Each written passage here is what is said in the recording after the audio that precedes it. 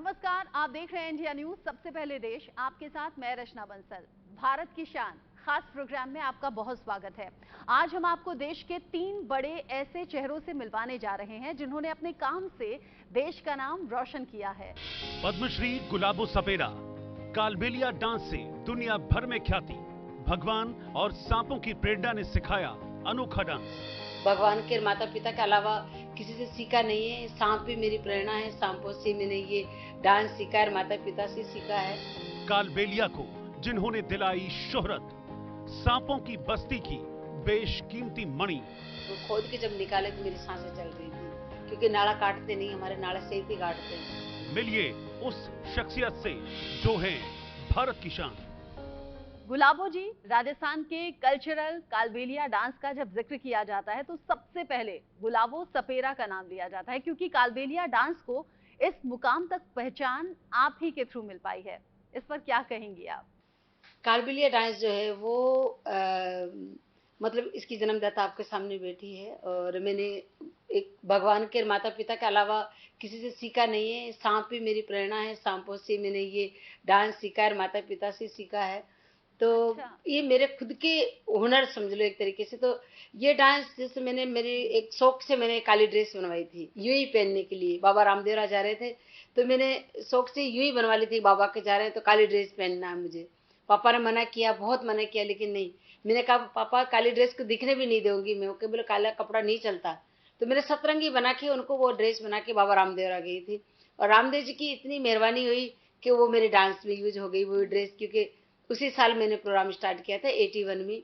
और कालबेलिया डांस जो है वो एक फीलिंग के साथ होता है, और एक मतलब इसमें कोई फोक है ये, और एक कहते हैं ना कि अपने खुद के लिए कर रहे हो, आप इंजॉय कर रहे हो, और ईश्वर को याद रखते हुए, भगवान को याद रखते हुए, सरस्वती माता को याद रखते हुए आप एक संगीत में किस तरीके से लीन हो जाते हैं, इस तरीके से इस डांस में भी लीन होना पड़ता है। इस डांस को फीलिंग से और दिल से करते हो तो इसका रूप जो है वो ऑटोमेटिकली लोगों के वहां तक पहुंच जाएगा, और उन लोगों को अच्छा लगेगा। लेकिन पहले आपको अच्छा लगना चाहिए, फिर लोगों को अच्छा लगेगा। गुलाबो जी, आप एक छोटे से शहर से जन्मी, कई कठिनाइयों का सामना करना पड़ा। आप आज हमारे दर्शकों को एक नन्ही गुलाबो से लेकर पद्मश्री गुलाबो बनने तक का सफर जरूर बताइए। हमारा समाज में एक रूल था कि बेटियों को नहीं रखना है, एक बेटी रख लो आंगन का हमारा नहीं रहे। कोई कोई रखता, कोई नहीं भी रखता, क्योंकि हमारे कुर्तियां थी, कुछ समाज में बहुत सारी ऊंच नीच थी, और ऊपर से जंगल में रहते थे, गरीबाई थी, और छुआछूत करते थे लोग हम लोगों से। 13 साल की उम्र में मेरी माँ बन गई। पहला बेटी हुई, दूसरी बेटी हुई, तीसरी बेटी हुई, चौथे नंबर पे फिर बेटा हुआ। तो 3 बेटियां और 3 बेटे पहले थे, और 5 साल बाद मेरा नंबर आया, 7वें नंबर पे मैं हुई। तो उस रोज मेरे पापा घर पे थे नहीं, और पापा चले गए मार्केट। धनतेरस का दिन था, पूजा का टाइम था, शाम की 7 बजे हुई मैं। माँ को पता चला नहीं कि बेटा हुआ, ये बेटी रोई। वो मुझे माँ को जरूर पता था कि बच्चा हुआ है और ठीक है, लेकिन मेरी माँ को घंटे 1.5 घंटे ला के नहीं दिया। तो मेरी माँ ने कहा कि बच्चा हुआ था, ठीक था, लेकिन लड़का लड़की ये मुझे पता नहीं, मेरा बच्चा गया कहाँ। मेरी माँ ने जब औरतों से पूछा तो औरतें धमका के चली गई कि घनी बेटियां हैं तेरे, तो 3 बेटी पहले, ये क्या करेगी। तो लड़की हुई, हमने गाड़ दिया, चली गई। मेरी माँ रोने लगी, कोई औरत एक नहीं सुनी। मेरी मौसी को कहा, मौसी भी नहीं सुनी, उस टाइम पे चले गए। लेकिन घंटे 1.5 घंटे बाद मेरी मौसी आके कहा कि मुझे पता है, तू रो मत कि कहाँ गाड़ा है उसको, मैं बताऊंगी तेरे को, लेकिन अभी नहीं, रात पड़ने दे। रात की 12 बजे मेरी मौसी आई मेरी माँ के पास, और कहा कि बोला अब तो वो मर गई होगी, 5 घंटे हो गए, लेकिन फिर भी तू देख ले। बोले मर गई होगी कोई बात नहीं, मैं मरी हुई को देखना चाहता हूँ, लेकिन देखना चाहती हूँ। तो मेरी माँ देखने के और उस उम्मीद से कि मेरी बेटी मुझे जिंदा मिलेगी, और मेरी माँ वहां चली गई। मेरे को खोद के जब निकाले तो मेरी सांसें चल रही थी, क्योंकि नाड़ा काटते नहीं, हमारे नाड़ा से ही काटते हैं। तो मेरी सांसें चल रही थी। मेरी माँ बहुत खुश हुई कि देख मेरी उम्मीद, मेरी आस, और मेरी जो एक मैंने जो ईश्वर से जो मांगा, मेरी बेटी मुझे जिंदा मिली। पापा मैं जब 6 महीने की हो गई थी तो पापा मुझे साथ लेके जाते थे, सांपों को नचाने जाते तब। और जो मेरी माँ कहती कि बच्ची है, ये तो 6 महीने का बच्चा, दूध चाहिए इसको तो माँ का। बोले माँ का दूध तो ठीक है, लेकिन बोले फिर खिलाते क्या, कुछ खाती भी नहीं है।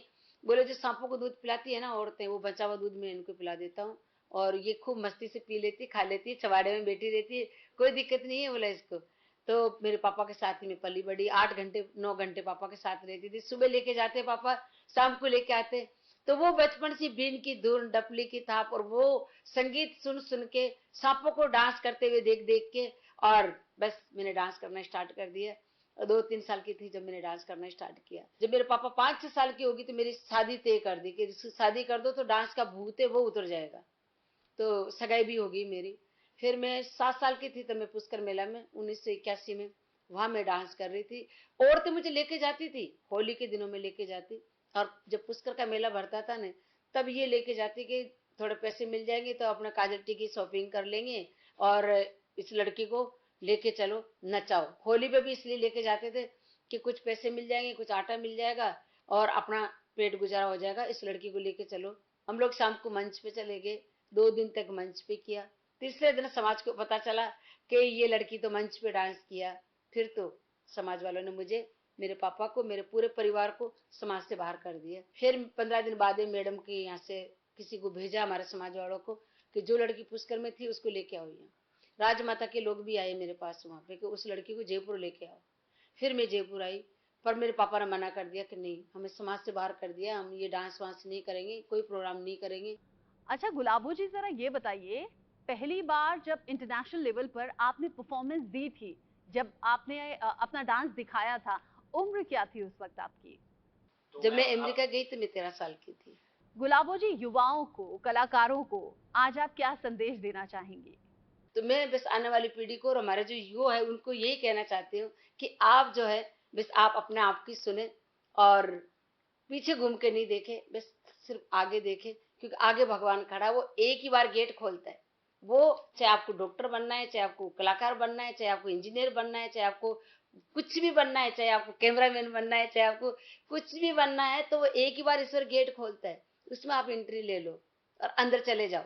अंदर जाने के बाद देखना आपका रास्ता अपना आप खुलता जाएगा और आप किसी की नहीं सुने, क्योंकि आप जो भी कर रहे हो आप अपने मन से कर रहे हो और ईश्वर ने आपको दी है वो चीज, तब आप कर रहे हो। वैसे कोई अगर आपको आप डांसर नहीं हो, फिर आप डांसर बनना चाहते हो, लेकिन आपका मन डॉक्टर बनने का है, तो आप डॉक्टर ही बनोगे, डांसर नहीं बन सकते।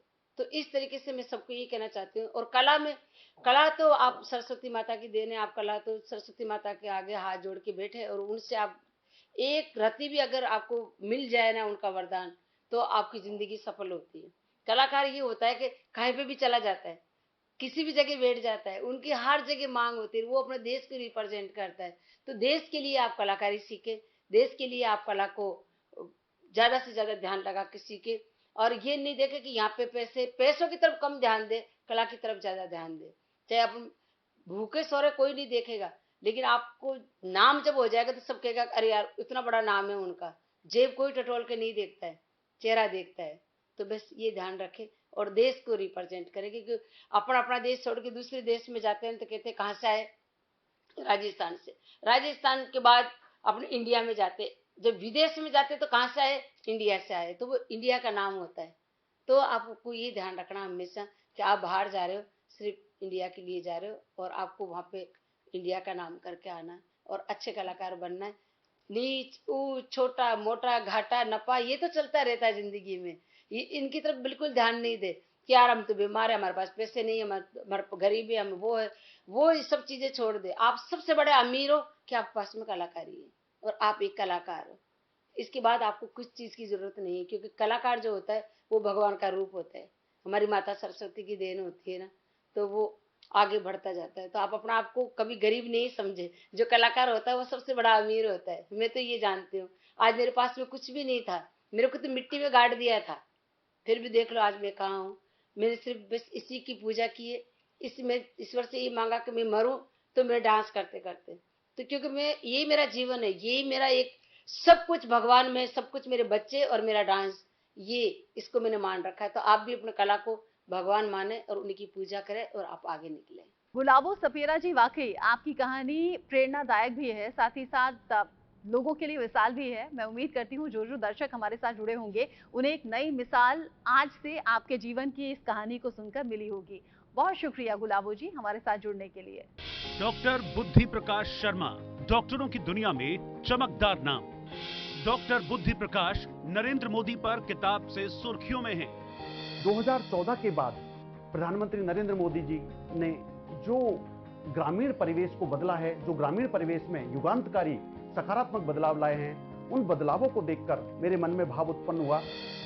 पुस्तक नरेंद्र से नरेंद्र तक में प्रभावशाली लेखन। मैं चाहता हूं कि इस बुक के माध्यम से सारे नागरिक अपने कर्तव्यों को समझें और इस देश को विकसित राष्ट्र बनाने में अपना महती योगदान दें। मिलिए उस शख्सियत से जो है भारत की शान। डॉक्टर बुद्धि प्रकाश, आप जयपुर में प्लास्टिक सर्जरी के प्रोफेसर हैं और आपका हेयर ट्रांसप्लांट और कॉस्मेटिक सर्जरी में प्रसिद्ध नाम लिया जाता है। आपने अभी भारत के प्रधानमंत्री नरेंद्र मोदी पर एक किताब लिखी है, नरेंद्र से नरेंद्र तक। आपको इसकी प्रेरणा कहां से मिली? ये पुस्तक प्रधानमंत्री नरेंद्र मोदी जी द्वारा पिछले 9 सालों में जो ग्रामीण विकास कार्य हुए हैं उस पर आधारित ये पुस्तक है। और इस पुस्तक में मैंने जो भी 2014 के बाद गांव के जो रहने वाले लोग हैं, जिसमें माताएं, बहनें, बेटियां और जो भी ग्रामीण आदिवासी वनवासी है, उनके जीवन में जो सकारात्मक बदलाव आया है, उस पर यह पुस्तक लिखी है। डॉक्टर बुद्धि प्रकाश, आपने किताब का टाइटल नरेंद्र से नरेंद्र तक रखा है, इसके पीछे आपकी सोच क्या थी? इसका टाइटल जो नरेंद्र से नरेंद्र तक लिखा है, इसमें मैं आपको हमारे जो सनातन संस्कृति के आराध्य देव हैं भगवान श्री राम, जो सब नरों में सर्वश्रेष्ठ थे, नरेंद्र थे, उन्होंने जो आदर्श जीवन जिया और उन्होंने जो अपने वनवास काल में, जो वनवास काल था उनका, वो केवल रावण वध के लिए नहीं था। वनवास काल में उन्होंने आदिवासी, वनवासी, जो वंचित थे, शोषित थे, उनके जीवन स्तर को उठाने का प्रयास किया, उनको खेती करना सिखाया, उनको व्यवसाय करना सिखाया और उनके दुख दर्द दूर किए।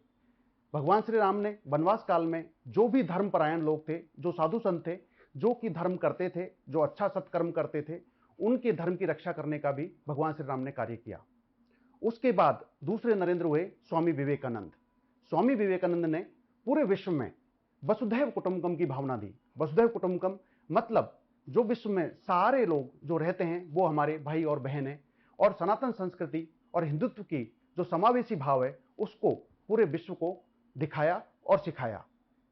आज भारत में हमारे नरेंद्र मोदी जो भारत के यशस्वी प्रधानमंत्री है, उनमें मुझे भगवान श्री राम और स्वामी विवेकानंद का समावेश नजर आता है। भगवान श्री राम के आदर्शों पर और स्वामी विवेकानंद की जो सनातन संस्कृति और हिंदुत्व की समावेशी भावना है, उसके साथ चलने के आधार पर जो आदरणीय नरेंद्र मोदी है, उनमें मेरे को दोनों का समावेश नजर आता है। डॉक्टर प्रकाश, नरेंद्र से नरेंद्र तक इस किताब में आपने मोदी सरकार की कई कल्याणकारी योजनाओं का जिक्र किया है। आपको क्या लगता है, ऐसा क्या बदलाव आया है आपकी नजर में पिछले 9 सालों में? आप अगर ग्रामीण परिवेश की बात करोगे तो 2013 से पहले गांवों में बहुत अभाव थे। गांव में एक हमारी जो बहन बेटियां हैं, माताएं हैं, उनके लिए एक शौचालय की व्यवस्था तक नहीं थी, स्वच्छ जल पीने के लिए नहीं था, बिजली की सुचारू व्यवस्था नहीं थी, कोई भी ऐसा स्वास्थ्य की रक्षा करने के लिए कोई भी ऐसी योजना नहीं थी जिससे कि उनको आर्थिक कोई भी उन पर बोझ नहीं डले और उनके स्वास्थ्य की रक्षा हो सके। 2014 के बाद प्रधानमंत्री नरेंद्र मोदी जी ने जो ग्रामीण परिवेश को बदला है, जो ग्रामीण परिवेश में युगांतकारी सकारात्मक बदलाव लाए हैं, उन बदलावों को देखकर मेरे मन में भाव उत्पन्न हुआ कि मैं एक पुस्तक लिखूं जिससे मैं उस सरकार को धन्यवाद प्रेषित करूं, सरकार का धन्यवाद अदा करूं, जिसने हमारे भाई बहनों, बेटियां, उन बच्चों जो कि ग्रामीण परिवेश में रह रहे हैं, उनके जीवन में सकारात्मक जो बदलाव लाया है, उस पर मैंने एक पुस्तक लिखी, नरेंद्र से नरेंद्र तक। क्योंकि आपने इस किताब में कई कल्याणकारी योजनाओं का जिक्र किया है, तो मोदी सरकार की एक बहुत ही बेहतरीन योजना है मुद्रा लोन योजना, इसके बारे में आप क्या कहेंगे?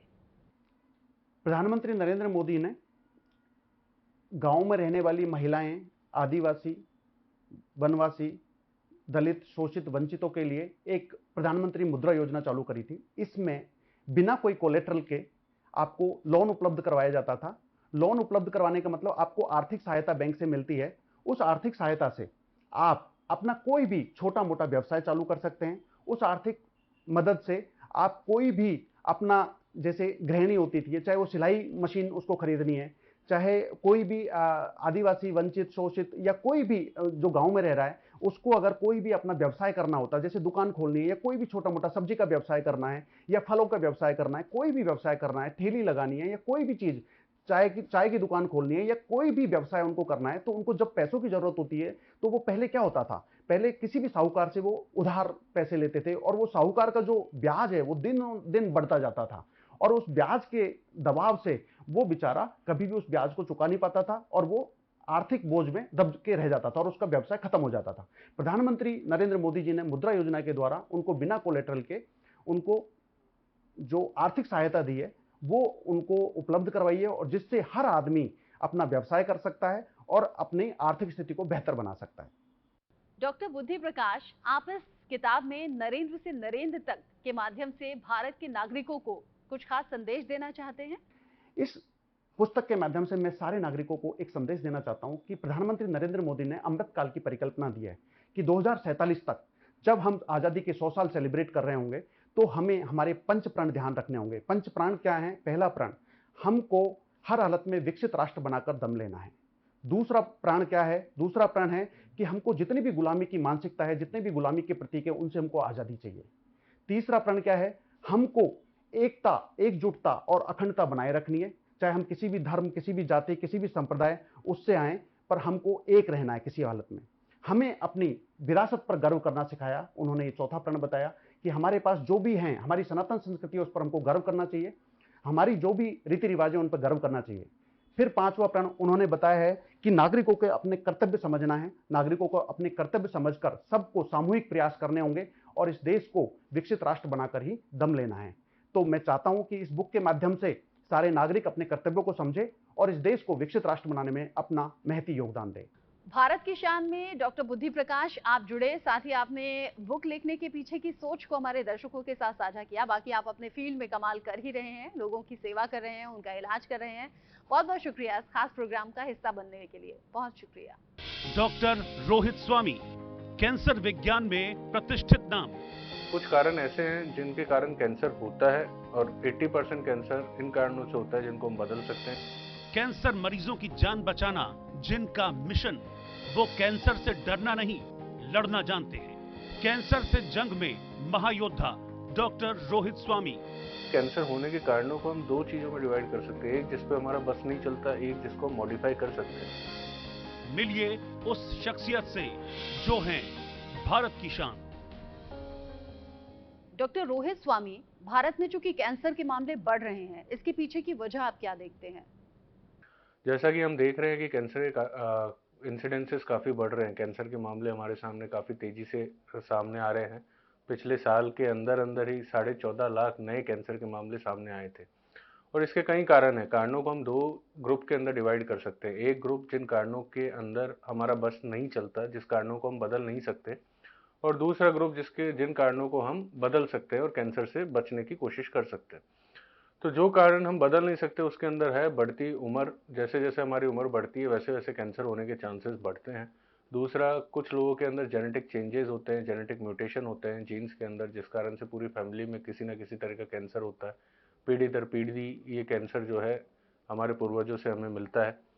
इसके अलावा जो कारण है हम बदल नहीं सकते, जैसे कि एयर पॉल्यूशन हो गया, फर्टिलाइज़र इंसेक्टिसाइड्स का एक्सेस यूज़, वाटर जो है वो कंटेमिनेट हो रहा है फर्टिलाइज़र इंसेक्टिसाइड से। ये सारे कारण हैं जिनको हम बदल नहीं सकते, पर कुछ कारण ऐसे हैं जिनके कारण कैंसर होता है और 80% कैंसर इन कारणों से होता है जिनको हम बदल सकते हैं, जिसके अंदर सबसे इम्पोर्टेंट है तंबाकू का यूज़। अगर हम तंबाकू के यूज़ को बंद करते हैं तो 80% कैंसर जो हमें हो सकते हैं उससे बचाव किया जा सकता है। इसके अलावा एक्सेस शराब का यूज़, ये भी एक कैंसर का रीज़न है। फिजिकल इनएक्टिविटी करना, मतलब ज़्यादा एक्सरसाइज ना करना और मोटापा होना, और फूड जो है वो जंक फूड खाना, रेड मीट का ज़्यादा उपयोग करना, ये सारे कारण हैं जिस कारण से आज के समय में कैंसर जो है तेजी से बढ़ते जा रहे हैं। डॉक्टर रोहित, कैंसर के लक्षणों को हम कैसे रोक सकते हैं, इन्हें कैसे रोका जाए? देखिए, कैंसर के लक्षण डिपेंड करते हैं कि शरीर के कौन से अंग का कैंसर है, और उसके लक्षण भी उसी तरीके से आते हैं। जैसे कि मुंह के कैंसर के अंदर मुंह में छाले होना, जीभ के कैंसर में जीभ में छाले जो बढ़ नहीं रहे हैं, गले के कैंसर में आवाज़ बैठ जाती है, गले में दर्द होना। इसी प्रकार से ब्लड कैंसर के अंदर काफ़ी बुखार आना और वजन कम होना, ये सारे अलग अलग सिम्टम्स होते हैं शरीर के अलग अलग अंग के कैंसर के। बट कैंसर से बचने के तरीके जो है वो बहुत ही स्पष्ट रूप से मैं आपको बताता हूँ। कैंसर से बचने के तरीके ये हैं कि हम हेल्दी लाइफस्टाइल रहें, हमारा वेट जो है उसको मेंटेन रखें, हम फिजिकल एक्टिविटी करें, बराबर एक्सरसाइज करें। इसके अलावा शराब और तंबाकू से हमेशा दूरी बना के रखें। हमारी हेल्दी डाइट होनी चाहिए जिसके अंदर कम से कम 5 सर्विंग फ्रूट्स और वेजिटेबल्स होनी चाहिए, और जंक फूड से हम जितनी दूरी बना सके उतना बनाएं। हमारा फैट जो है डाइट के अंदर वो बहुत कम होना चाहिए। इसके अलावा जो सबसे इम्पोर्टेंट चीज़ है वो है कि हम स्क्रीनिंग प्रोग्राम को फॉलो करें। कैंसर स्क्रीनिंग प्रोग्राम होते हैं जिसके अंदर हम 4 कैंसर से बच सकते हैं। इसमें सबसे इम्पोर्टेंट कैंसर है ब्रेस्ट कैंसर। 45 साल से ऊपर की आयु की महिला को हर 3 साल के अंदर एक मेमोग्राफी करानी चाहिए, हर साल अपने ऑन्को फिजिशियन से मिलना चाहिए। उसी तरीके से बड़ी आंत के कैंसर से बचने के लिए हर 10 साल के अंदर एक बार कोलोनोस्कोपी करानी चाहिए 45 साल से ज़्यादा उम्र के महिला या पुरुष को। और हर साल एक स्टूल टेस्ट होता है बड़ी आंत के कैंसर से बचने के लिए, वो टेस्ट भी कराना चाहिए। इसी प्रकार सर्वाइकल कैंसर जो महिलाओं में होता है उससे बचने के लिए 25 साल से ऊपर की महिला को हर 3 साल के अंदर एक बार पैप स्मीयर टेस्ट कराना चाहिए। और जो स्मोकर्स हैं जिन्होंने 20 साल 30 साल स्मोकिंग की है उनको साल में एक बार लो डोज सिटी स्कैन जरूर कराना चाहिए, जिससे वो लंग कैंसर से बच सकते हैं। डॉक्टर, कैंसर के उपचार में कुछ न्यू टेक्नोलॉजी भी सामने आ रही है, वो क्या है?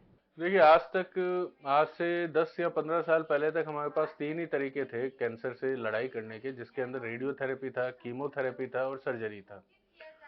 अब हमारे पास नए नए हम ये कहेंगे कि तरीके आ रहे हैं जिससे हम कैंसर से लड़ाई कर सकते हैं। जैसे कि अब हमारे पास टारगेटेड थेरेपी है। टारगेटेड थेरेपी जो है वो केवल कैंसर सेल पे ही जाके काम करती है, बाकी शरीर के नॉर्मल बॉडी सेल जो होते हैं उनके ऊपर बिल्कुल भी काम नहीं करती, और इसलिए उनके साइड इफेक्ट ना के बराबर होते हैं। इसी तरीके से हमारे पास इम्यूनोथेरेपी आ गई। स्टेज 4 के कैंसर जिनके अंदर कीमोथेरेपी का खास फायदा नहीं हुआ, टारगेटेड थेरेपी का खास फायदा नहीं हुआ, उसमें इम्यूनोथेरेपी दी जाती है। ये इम्यूनोथेरेपी शरीर में जाती है, हमारे ही शरीर के डब्ल्यूबीसी को एक्टिवेट करती है, और फिर वो डब्ल्यूबीसी जो है कैंसर के सेल्स के ऊपर एक्ट करते हैं और कैंसर सेल्स को खत्म करते हैं। तो जैसे जैसे हमारी साइंस जो है वो डेवलपमेंट करती जा रही है, आगे बढ़ती जा रही है, वैसे वैसे कैंसर से लड़ने के लिए हमारे पास संसाधन बढ़ते जा रहे हैं। डॉक्टर रोहित, आपने बताया कि कैंसर के मुख्य कारण तंबाकू या ऐसी कुछ वजह हो सकती है, लेकिन छोटे बच्चों में भी कैंसर का रोग देखने को मिलता है, इस पर आप क्या कहेंगे?